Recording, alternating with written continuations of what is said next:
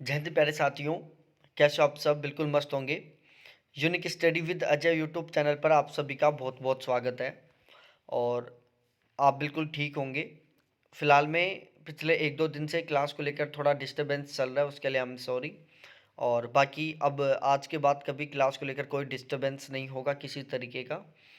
तो अब हम अपनी क्लास को कंटिन्यू करते हैं। यहाँ पर हम पढ़ रहे थे टीचिंग के जो स्तर हैं, जिनको हम टीचिंग लेवल्स बोलते हैं, जिसमें हमने मेमोरी लेवल और जो अंडरस्टैंडिंग लेवल था उसको बहुत अच्छे से आपको मैंने समझा दिया था। और उन दोनों को लेकर आपके दिमाग में जो भी कन्फ्यूजन था वो मैंने बहुत अच्छे से क्लियर करने की पूरी पूरी कोशिश की थी। आज हम पढ़ेंगे रिफ्लेक्टिव लेवल, जिसको हम चिंतन स्तर बोलते हैं। देखो, जो मेमोरी लेवल था जिसको हम स्मृति स्तर बोलते हैं, उसमें केवल याद करने पर फोकस किया जाता है। स्मृति स्तर, याद करने पर फोकस किया जाता है। उसके बाद हमने दूसरा पढ़ा था अंडरस्टैंडिंग लेवल, जिसका मतलब होता है समझने का स्तर। मतलब उसमें समझने पर ज़्यादा फोकस किया जाता है कि वो क्यों हो रहा है, वो कैसे हो रहा है, उसके किस किस ऐसी वजह है, ऐसे कौन कौन से कारण हैं जिसकी वजह से वो हो रहा है। ठीक है, तो उसमें समझने का काम किया जाता है, उसमें फोकस किया जाता है समझने पर, अंडरस्टैंडिंग पर बहुत ही ज़्यादा फोकस किया जाता है। जैसे आप जब छोटे बच्चे थे और आप 5वीं या 6ठी क्लास तक पढ़ते थे, तो उस टाइम केवल आप याद करने पर फोकस करते थे। टीचर ने आपको कोई भी होमवर्क दिया, उसको आपने बिल्कुल अच्छे से रट लिया। आप केवल रट्टे मारने पर फोकस करते थे। उसके बाद में आपके अंदर एक टीचिंग को समझने का एक आपके अंदर एक जज्बा बना कि अब मेरे को समझना है। तो अंडरस्टैंडिंग लेवल हुआ कब? जब आप 5वीं 6ठी के बाद की जो क्लास थी, तो 5वीं 6ठी से लेकर और जो 11वीं 12वीं तक का आपका जो टाइम पीरियड था, उसमें आपने अंडरस्टैंडिंग पर काम किया, हर एक चीज़ को समझने पर। जब आप बच्चे थे, आपको टीचर ने बता दिया कि भाई ये त्रिभुज है। ठीक है, टीचर ने आपको कहा कि ये त्रिभुज है, तो आप इसको मान लोगे कि ये त्रिभुज है। मैंने बोला ये गोला है, आप मान लोगे कि ये गोला है। क्यों? क्योंकि केवल आप रटने पर फोकस कर रहे हो, आप करके सीखने के सिद्धांत की अवहेलना कर रहे हो, आप खुद नहीं सीखना चाहते। ठीक है ना? आप खुद स्वयं सीखने की कोशिश नहीं कर रहे हो, आप खुद कुछ करके सीखने की जो कोशिश होती है वो नहीं कर रहे हो, आप केवल रटने पर फोकस कर रहे हो, आप समझने पर फोकस नहीं कर रहे कि ये त्रिभुज क्यों है, ये गोला क्यों है। आपको किसी ने कुछ बताया, आप केवल उसे रटने पर फोकस कर रहे हो। ठीक है, जब आप दूसरे की कही हुई बात को पूरी कंप्लीटली रूप से सच मान रहे हो, मतलब आप जो सामने वाला कैंडिडेट है जो आपको गाइड कर रहा है, उसको आप प्राथमिक भूमिका में मान रहे हो, आप उसको मुख्य भूमिका में मान रहे हो, और आप अपने आप को खुद को क्या मान रहे हो? गौण भूमिका में मान रहे हो, सेकेंडरी पोजीशन मान रहे हो।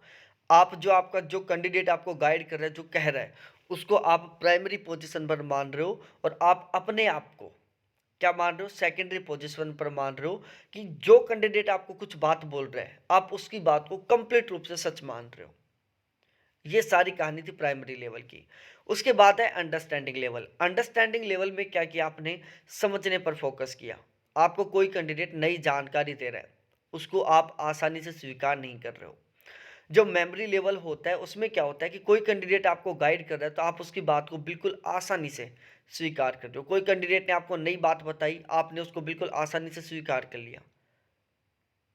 लेकिन अंडरस्टैंडिंग लेवल में ऐसा नहीं होता। अंडरस्टैंडिंग में लेवल में आप कोई भी नई जानकारी, कोई भी नई सूचना को आसानी से स्वीकार नहीं करते। उसमें आप समझने की, उसे अच्छे से जानने की पूरी कोशिश करते हैं कि ये आखिरकार क्यों हो रहा है, ये कैसे हो रहा है, क्या क्या कारण है जिसकी वजह से ये हो रहा है। तो अंडरस्टैंडिंग लेवल में आप क्या कर रहे हो? उसको समझने की कोशिश कर रहे हो। मैंने आपको समझाया कोई भी टॉपिक, आपको समझ में नहीं आया तो आप पूछोगे क्यों? आप पूछोगे कि सर ये गोला क्यों है और ये त्रिभुज क्यों है। ठीक है ना? सपोज दैट मैंने बता दिया कि ये गोला है, ये त्रिभुज, आप पूछोगे कि सर ऐसा क्यों है ये। ठीक है, जबकि मेमोरी लेवल में मैंने बोल दिया कि भाई ये गोला नहीं, ये त्रिभुज है, ये त्रिभुज नहीं, ये गोला है। आप उसको मान लोगे मेमोरी लेवल में, क्योंकि आप समझने पर फोकस नहीं बल्कि रटने पर फोकस कर रहे हो। अंडरस्टैंडिंग लेवल में आप क्वेश्चन करोगे कि सर ये त्रिभुज गोला क्यों हो सकता है, ये त्रिभुज क्यों हो सकता है, या तो गोला होना चाहिए या त्रिभुज होना चाहिए। तो आपको यहां से पता चल रहा होगा कि प्राइमरी लेवल, ठीक है। जो मेमोरी लेवल है और जो अंडरस्टैंडिंग लेवल है, इन दोनों में बच्चे का मानसिक रूप से विकास कब होता है, कौन सा स्तर है जिसमें बच्चे का मानसिक रूप से विकास ज़्यादा होता है? तो जायज़ सी बात है, मेमोरी लेवल में केवल याद करने पर फोकस किया जा रहा है, उसमें उसका खुद का किसी तरीके से दिमाग का प्रयोग नहीं हो रहा है। अंडरस्टैंडिंग लेवल में वो समझ रहा है, उसके माइंड का प्रयोग हो रहा है। तो मानसिक रूप से ज़्यादा काम कौन से लेवल में हो रहा है? अंडरस्टैंडिंग लेवल में। तो बच्चे का मानसिक रूप से विकास ज़्यादा कब कौन से लेवल में होगा? अंडरस्टैंडिंग लेवल में होगा। तो ये सारी चीज़ें बहुत आपको अच्छे से समझते हुए पढ़ना है, एक दूसरे से इंटरलिंक करती हुई बातें हैं सारी की सारी। बच्चे के मानसिक विकास को बच्चे के मानसिक विकास के आधार पर निम्नलिखित तीनों के तीनों स्तरों को आरोही क्रम में व्यवस्थित करो। तो आपको पता होना चाहिए, सबसे ज़्यादा बच्चे का माइंड का जो विकास होता है वो होता है रिफ्लेक्टिव लेवल में, उससे कम होता है अंडरस्टैंडिंग लेवल में, और मेमोरी लेवल में तो बच्चे का किसी तरीके से कोई भी मेंटली डेवलपमेंट नहीं होता, मानसिक विकास नहीं होता। ठीक है, तो ये वाला क्रम है मानसिक विकास का आरोही क्रम, ये है मानसिक विकास का अवरोही क्रम, घटता हुआ क्रम। अब उसके बाद में आते हैं हम रिफ्लेक्टिव लेवल में। देखो रिफ्लेक्टिव लेवल, देखो जो स्मृति स्तर है वो तीनों के तीनों स्तरों का आधार है। अंडरस्टैंडिंग लेवल है वो रिफ्लेक्टिव लेवल का आधार है। मेमोरी लेवल है वो अंडरस्टैंडिंग लेवल का आधार है। अब हम बात करते हैं चिंतन स्तर, जिसको हम रिफ्लेक्टिव लेवल या विमर्श स्तर बोलते हैं। तो नाम से पता चल रहा है विमर्शी या चिंतन, मतलब इसमें विमर्श करने का काम किया जाता है, मतलब इसमें विचारों को अच्छे से उसमें विमर्श किया जाता है। विमर्श का मतलब वो डिस्कशन किया जाता है, ये क्यों हो रहा है, ये कैसे हो रहा है। जैसे आप सभी दोस्त एक टेबल पर बैठकर बात कर रहे हो कि ये क्यों हो रहा है, कैसे हो रहा है, किस तरीके से हो रहा है। आपने कभी देखा होगा, जैसे आप हॉस्पिटल में दिखाने के लिए जाते हो, वहाँ पर ये मेन डॉक्टर बैठा हुआ है, यहाँ पर दो उसके असिस्टेंट बैठे हुए हैं। कोई पेशेंट आया और उस डॉक्टर के सामने आके बैठ गया। ठीक है, कोई पेशेंट आया डॉक्टर के सामने आके बैठ गया, डॉक्टर उससे बात किया कि ये प्रॉब्लम है। उसके बाद ये तीनों बैठ कर आपस में डिस्कस करेंगे, ये तीनों आपस में डिस्कस करेंगे, ये क्यों हो रहा है, किस तरीके से हो रहा है, कैसे हो रहा है। तो वो क्या कर रहे हैं, उसके ऊपर चिंतन कर रहे हैं, उसके ऊपर विमर्श कर रहे हैं। ठीक है ना, घर में कोई प्रॉब्लम हो गई, कोई प्रोग्राम हो गया, तो हम खुद फैमिली मेम्बर क्या करते हैं, उसके ऊपर आपस में सभी एक दूसरे के विचार शेयर करते हैं, और फिर जो बेस्ट विचार निकलता है ना उसको हम एक्सेप्ट कर लेते हैं। बहुत सारी बार क्या होता है, हम जैसे आपके पापा ने, आपकी मम्मी ने, आपने और आपकी सिस्टर ने, चारों ने विचार दिया, चारों के विचारों में कुछ कुछ अच्छी बातें थी, सभी अच्छी अच्छी बातों का आप एक जगह मर्ज कर लोगे और फिर उसको आप डिस्कस या अप्लाई कर दोगे। तो विमर्श स्तर में क्या किया जाता है, किसी भी टॉपिक को लेकर उसके आलोचनात्मक अध्ययन किया जाता है।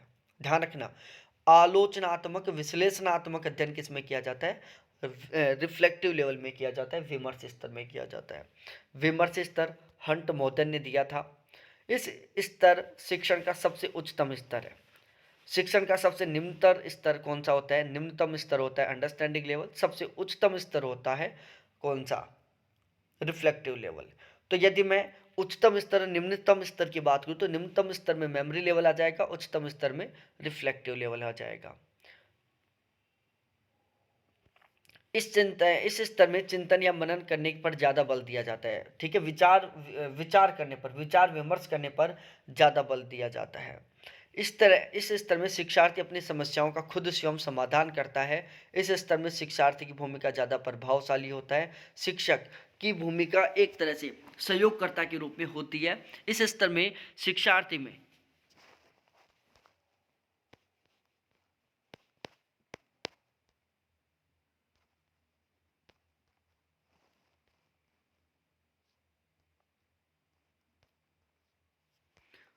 इस स्तर में शिक्षार्थी का मानसिक विकास परिपक्व अवस्था में होता है। इसमें शिक्षार्थियों के सामने पहले समस्या या सिद्धांत प्रस्तुत की जाती है, फिर उस पर बिल्कुल स्वतंत्र होकर चिंतन करने के लिए कहा जाता है। देखो रिफ्लेक्टिव लेवल में क्या होता है, इसमें विचार विमर्श करने पर काम किया जाता है। जैसे आपने कभी ना कभी तो लाइफ में देखा ही होगा किसी यूपीएससी ऑफिसर का इंटरव्यू। ठीक है, यूपीएससी के जितने भी इंटरव्यू होते हैं वो आपने देखा होगा, और उसमें एक अलग टाइप का क्वेश्चन पूछा जाता है कि यदि आप एक आईपीएस ऑफिसर होते और आपके सामने एक महिला आती जिसका रेप हो चुका है, और आपको उस जो कहती है वो एक राजनेता का बेटा है, ठीक है। जो अपराधी है वो एक राजनेता का बेटा है। जनता आपके ऊपर दबाव डाल रही है कि इसको, जो अपराधी है उसको अरेस्ट करो। दूसरी साइड से जो वो मंत्री है वो अपने बेटे के पक्ष में होकर आपके ऊपर दबाव डाल रहा है कि इस मामले को आप किसी भी तरीके से रफा दफा करो। तो इस स्थिति में आप क्या करोगे, ठीक है ना। इस स्थिति में आप क्या करोगे। ऐसे बहुत सारे क्वेश्चन पूछे जाते हैं यूपीएससी के इंटरव्यू में यूपीएससी ऑफिसर के सामने, क्योंकि ऐसे रियल सिचुएशन आती हैं। तो उस टाइम वो यूपीएससी ऑफिसर क्या करता है, चिंतन करता है, विचार विमर्श करता है अपनी माइंड से, ठीक है, दूसरों से नहीं, अपने आप में उसका चिंतन करता है, बहुत डीपली तरीके से सोचता है और फिर उसका आंसर देता है। तो इसमें क्या होता है कि इसमें बच्चों के सामने समस्याएं पैदा की जाती हैं और फिर कहा जाता है कि अब इसका समाधान निकाल। तो देखो, जो मेमोरी लेवल होता है उसमें सारी चीज़ें रटने पर फोकस की जाती हैं, बच्चे को कहीं कोई समस्या नहीं आती, कोई डाउट नहीं रहता। जो मेमोरी लेवल होता है, जो स्मृति स्तर होता है, उसमें बच्चे के दिमाग में कोई डाउट नहीं होता, कोई कन्फ्यूजन नहीं होता, कोई समझने का झंझट नहीं होता है, क्योंकि उसको केवल रटना है। तो वो न तो समझने पर फोकस करता, न उसको अच्छे से सही गलत जानने की कोशिश करता, केवल वो रटने पर फोकस करता है। दूसरा होता है अंडरस्टैंडिंग लेवल, उसमें वो समझने पर फोकस करता है, जब तक समझ में नहीं आता तब तक उसका पीछा नहीं छोड़ता, वो बार बार टीचर से पूछता रहता है, टीचर दुखी होकर उसकी एक दो बार कुटाई भी कर देता है, लेकिन पीछा नहीं छोड़ता, वो उसको समझने की कोशिश करता है। लास्ट होता है रिफ्लेक्टिव लेवल। इसमें क्या होता है, इसमें छात्रों के सामने समस्याएं रखी जाती हैं।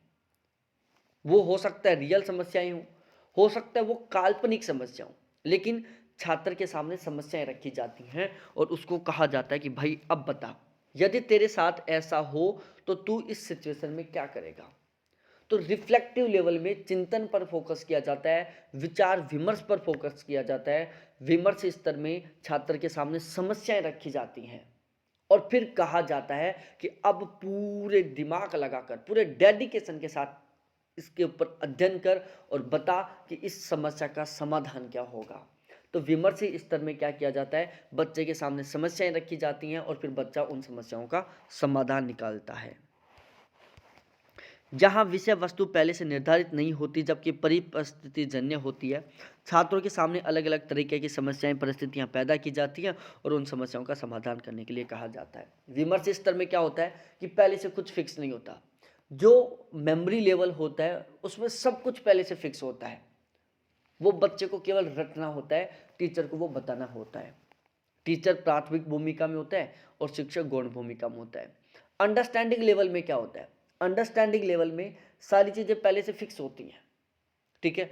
शिक्षक उन बातों को, उन टॉपिकों को छात्र के सामने रख देता है, छात्र उनका अच्छे से अध्ययन करता है, उनको अच्छे से समझने की कोशिश करता है और उनको याद करने की कोशिश करता है।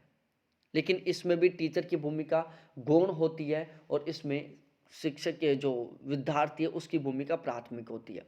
अंडरस्टैंडिंग लेवल में क्या होता है, विद्यार्थी की भूमिका प्राथमिक होती है और शिक्षक की भूमिका गौण होती है। उसके बाद में जो रिफ्लेक्टिव लेवल आता है, चिंतन स्तर आता है, इसमें क्या होता है, इसमें किसी भी टॉपिक के ऊपर विचार किया जाता है, ये टॉपिक सही है, ये टॉपिक गलत है, इस टॉपिक में कौन कौन सी कमियां हैं, इन कमियों को कैसे दूर किया जा सकता है, इस टॉपिक को और भी अच्छा किस तरीके से बनाया जा सकता है, हम इस टॉपिक के अंदर ऐसी कौन कौन सी चीज़ें ऐड करें जिससे कि ये टॉपिक बहुत बेस्ट बने। तो जो रिफ्लेक्टिव स्तर होता है, इसमें किसी भी टॉपिक के ऊपर चिंतन किया जाता है, विचार विमर्श किया जाता है, छात्र के सामने समस्याएं रखी जाती हैं, छात्र उस समस्याओं का खुद स्वयं समाधान निकालता है। छात्र अपने दिमाग से खुद क्वेश्चन बनाता है, शिक्षक ने एक क्वेश्चन दे दिया, छात्र उसका खुद सॉल्यूशन निकालेगा। छात्र ने एक नए प्रकार का क्वेश्चन बनाया, दे दिया कि लो पकड़ो इस क्वेश्चन का सॉल्यूशन निकालो, छात्र उस क्वेश्चन का बहुत अच्छे से सॉल्यूशन निकालने की पूरी कोशिश करता है। रिफ्लेक्टिव लेवल में जो छात्र होता है वो मुख्य रूप से बहुत ही महत्वपूर्ण भूमिका निभाता है और जो शिक्षक होता है वो केवल एक सहयोगकर्ता की भूमिका निभाता है कि यदि विद्यार्थी को कोई समस्या आ रही है तो मैं उसका समाधान कर दूंगा, बाकी मुख्य रूप से काम किसको करना है, शिक्षार्थी को ही करना है। तो अंडरस्टैंडिंग लेवल, रिफ्लेक्टिव लेवल में टीचर मुख्य भूमिका में होता है, और सॉरी, अंडरस्टैंडिंग लेवल और रिफ्लेक्टिव लेवल में जो शिक्षार्थी होता है, जो विद्यार्थी होता है, वो मुख्य भूमिका में होता है और शिक्षक गौण भूमिका में होता है। जबकि जो मेमोरी लेवल है, मेमोरी लेवल में शिक्षक मुख्य भूमिका में होता है और शिक्षार्थी गौण भूमिका में होता है। ये बहुत बड़ा अंतर है। दोबारा से मैं रिपीट कर रहा हूँ, अंडरस्टैंडिंग लेवल में, रिफ्लेक्टिव लेवल में टीचर की भूमिका एक सहयोगकर्ता के रूप में होती है और शिक्षार्थी विद्यार्थी की भूमिका मुख्य के रूप में होती है। जबकि जो मेमोरी लेवल है उसमें शिक्षक की भूमिका महत्वपूर्ण होती है, मुख्य के रूप में होती है, शिक्षार्थी की भूमिका गौण के रूप में होती है। ठीक है। Reflective level, understanding level completely छात्र के अकॉर्डिंग चलते हैं, जबकि जो मेमोरी लेवल है वो केवल शिक्षक के अकॉर्डिंग चलता है। यदि मैं मेमोरी लेवल, अंडरस्टैंडिंग लेवल और रिफ्लेक्टिव लेवल, इन तीनों में यदि मैं आपसे शिक्षक की भूमिका के आधार पर व्यवस्थित क्रम में जमवाऊं तो ध्यान रखना, मेमोरी लेवल, अंडरस्टैंडिंग लेवल और मेमोरी लेवल, अंडरस्टैंडिंग लेवल और रिफ्लेक्टिव लेवल, सबसे ज़्यादा महत्वपूर्ण भूमिका होती है शिक्षक की मेमोरी लेवल में, उससे कम होती है अंडरस्टैंडिंग लेवल में, और रिफ्लेक्टिव लेवल में शिक्षक की सबसे कम भूमिका होती है। ठीक है। तो शिक्षक की भूमिका का अवरोही क्रम में ये वाला मेमोरी लेवल, फिर उससे कम शिक्षक की भूमिका अंडरस्टैंडिंग लेवल में, और उससे कम शिक्षक की भूमिका रिफ्लेक्टिव लेवल में। और यदि मैं छात्र की भूमिका की बात करूं तो छात्र की भूमिका की यदि मैं बात करूं तो छात्र की भूमिका सबसे ज़्यादा होती है रिफ्लेक्टिव लेवल में, इससे कम होती है अंडरस्टैंडिंग लेवल में, और सबसे कम होती है मेमोरी लेवल में। ध्यान रखना मेरे प्यारे साथियों, जितने भी इंटरव्यू होते हैं सारे के सारे यूपीएससी के इंटरव्यू रिफ्लेक्टिव लेवल के अंडर में ही आते हैं। स्मृति स्तर में आंतरिक अभिप्रेरणा पर बल दिया जाता है। इस स्तर में शिक्षार्थी में आलोचनात्मक, सृजनात्मक, मौलिक चिंतन तथा समस्या केंद्रित दृष्टिकोण का विकास होता है। ठीक है। रिफ्लेक्टिव लेवल के द्वारा बच्चे में आलोचनात्मक, आलोचना करने की, ठीक है ना, कोई भी टॉपिक उसमें कमी निकालना, ठीक है, उन कमियों को सही करना। तो रिफ्लेक्टिव लेवल के द्वारा शिक्षार्थी में आलोचनात्मक शक्ति का विकास होता है। सृजनात्मक, सृजनात्मक का मतलब होता है नए नए आविष्कार करना, ठीक है, नई नई चीज़ों की सर्च करना, नई नई फैक्ट खोजना। मौलिक चिंतन और समस्या केंद्रित दृष्टिकोण, समस्या केंद्रित का मतलब है कोई समस्या है तो उसका समाधान निकालने के लिए। तो रिफ्लेक्टिव लेवल में शिक्षार्थी में आलोचनात्मक, सृजनात्मक, मौलिक चिंतन और समस्या केंद्रित दृष्टिकोण का विकास होता है। तो ध्यान रखना मेरे प्यारे साथियों, चिंतन स्तर के द्वारा इन चारों का बहुत ही अच्छे से विकास होता है। इस स्तर का मूल्यांकन करने के लिए निबंधात्मक, प्रश्न एवं मनोवर्ती व विचार जैसे पहलुओं का प्रयोग किया जाता है। निबंधात्मक प्रश्नों, मनोवर्ती व विचार जैसे पहलुओं का प्रयोग किया जाता है रिफ्लेक्टिव लेवल के मूल्यांकन के लिए। अब हम पढ़ेंगे अधिगम। अधिगम पढ़ेंगे हम कल वाली क्लास में। आज की क्लास बहुत छोटी है, ठीक है। कल से लेकिन रेगुलर क्लास बड़ी होंगी, बहुत ही सिस्टमेटिक वे में होंगी पहले की तरह। बहुत बहुत धन्यवाद आपको देखने के लिए। Thanks, bye.